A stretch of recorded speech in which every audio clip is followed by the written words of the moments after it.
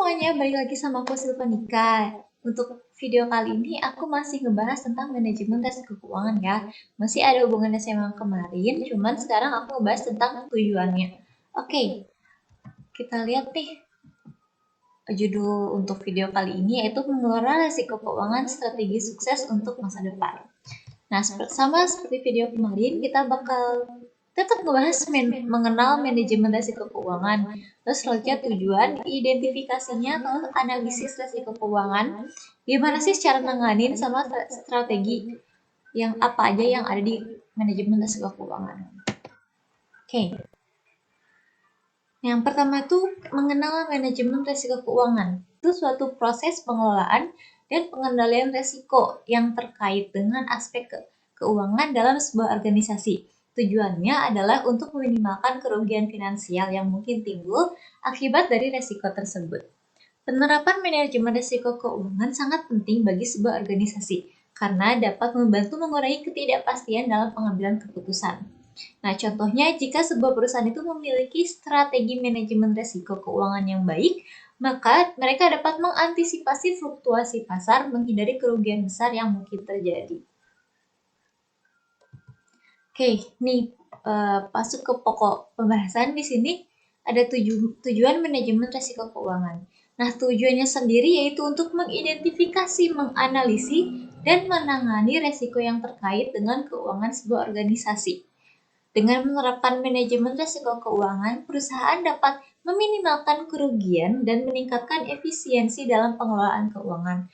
Nah, contoh kasus dari tujuan manajemen resiko keuangan adalah ketika sebuah bank melakukan analisis resiko kredit sebelum memberikan pinjaman kepada nasabah. Dengan melakukan analisis ini, bank dapat meminimalkan resiko gagal bayar dan memastikan keuntungan yang lebih besar dalam jangka panjang. Nah, bisa diterapin nih buat pay later ya. Sekarang kan lagi zamannya pinjol, terus banyak juga yang gagal bayar. Nah, harusnya perusahaan-perusahaan pay later itu bisa nerapin manajemen risiko keuangan ini. Jadi biar banyak yang bayar gitu. Jadi gak ada yang gagal bayar. Selanjutnya itu identifikasi resiko keuangan, yaitu proses mengidentifikasi potensi kerugian yang mungkin terjadi dalam sebuah organisasi. Nah, risiko keuangan dapat berasal dari berbagai faktor seperti fluktuasi pasar, tingkat suku bunga, dan perubahan regulasi. Untuk mengidentifikasi risiko keuangan organisasi ini diperlukan analisis SWOT dan analisis PESTEL untuk memperkirakan kemungkinan terjadinya risiko. Untuk analisis SWOT kalian udah pada tahu. Kalau analisis PESTEL kayaknya bisa kita buat video lainnya ya. Nah, selain itu, organisasi juga dapat menggunakan data historis dan tren pasar yang mengidentifikasi risiko keuangan yang mungkin terjadi di masa depan. Contoh kasus dari identifikasi risiko keuangan adalah ketika sebuah bank mengidentifikasi risiko kredit yang mungkin terjadi pada pinjaman yang memiliki catatan kredit buruk. Analisis risiko keuangan merupakan tahap penting untuk manajemen risiko keuangan. Nah, tujuan dari analisis risiko ini yaitu untuk mengidentifikasi potensi kerugian dan dampak yang mungkin terjadi pada organisasi akibat adanya risiko keuangan. Analisis risiko dilakukan dengan mengumpulkan data, menganalisis informasi, dan mengevaluasi hasil analisis untuk menentukan tindakan yang harus diambil. Contoh kasus analisis risiko keuangan adalah ketika sebuah perusahaan melakukan investasi di pasar saham, perusahaan tersebut harus melakukan analisis risiko keuangan untuk mengetahui potensi kerugian dan dampak yang mungkin terjadi jika nilai saham turun atau naik secara tiba-tiba.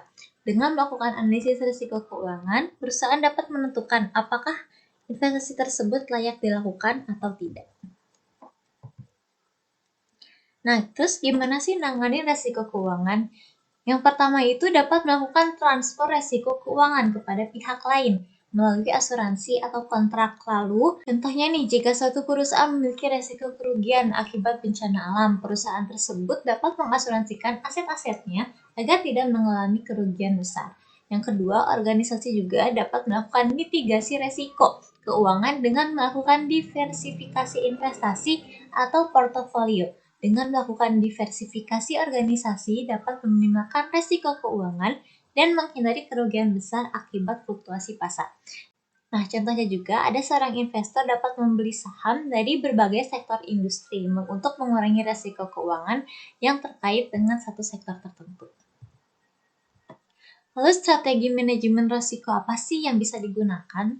Nah, yang pertama itu ada diversifikasi investasi. Kayak yang udah tadi kita jelasin, itu dilakukan dengan membagi investasi ke berbagai jenis instrumen keuangan, sehingga resiko dapat tersebar.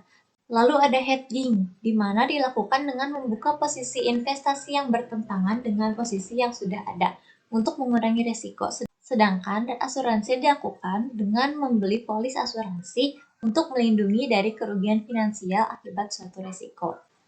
Contoh kasus penggunaan strategi manajemen risiko keuangan adalah ketika sebuah perusahaan memutuskan untuk melakukan diversifikasi investasi dengan membeli saham di berbagai perusahaan sektor yang berbeda.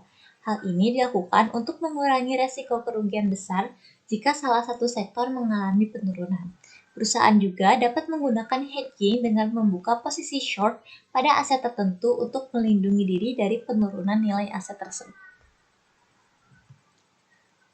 Oke, jadi videonya singkat banget. Langsung ke kesimpulan aja.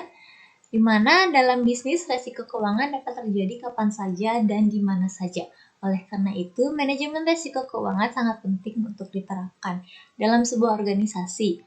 Dengan menerapkan manajemen resiko keuangan, perusahaan dapat mengurangi dampak negatif dari resiko keuangan tersebut. Manajemen resiko keuangan juga membantu perusahaan untuk lebih siap menghadapi kemungkinan terburuk yang bisa terjadi. Sebagai contoh, ketika terjadi krisis ekonomi global, perusahaan yang telah menerapkan manajemen risiko keuangan akan lebih mampu bertahan dan bahkan berkembang di tengah kondisi sulit tersebut. Oke, ini masih banyak banget yang bisa kita bahas dari video kali ini. Buat kalian yang masih bingung, kita bisa diskusi nanti di kolom komentar. Terima kasih yang udah nonton. Jangan lupa di like, comment, and subscribe. Sampai bertemu di video selanjutnya. Bye-bye.